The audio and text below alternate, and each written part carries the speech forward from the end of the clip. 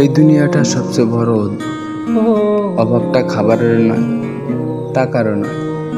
অভাবটা হয় শুধু কথা। মানুষ পেটের ক্ষুধায় একদিন না খেয়ে থাকতে পারে, কিন্তু মনের ক্ষুধায় দিন যায় না।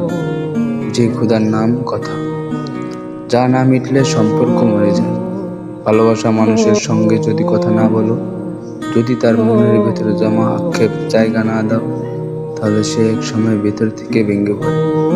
অন্যদিকে অনেকেই আছে যারা নিজের যন্ত্রণাকে কথার দ্বারা প্রকাশ করতে না পেরে অবশেষে নিঃশ্বাস ফেলে সেই স্থায়ীভাবে। আমরা ভুলিয়ে যাই, কথা হলো মানুষের বেঁচে থাকার অক্সিজেন। শরীর যেমন নিঃশ্বাস ছাড়া টিকতে পারে না, তেমনি মন টিকতে পারে না কোনো বলা কথার অভাবে।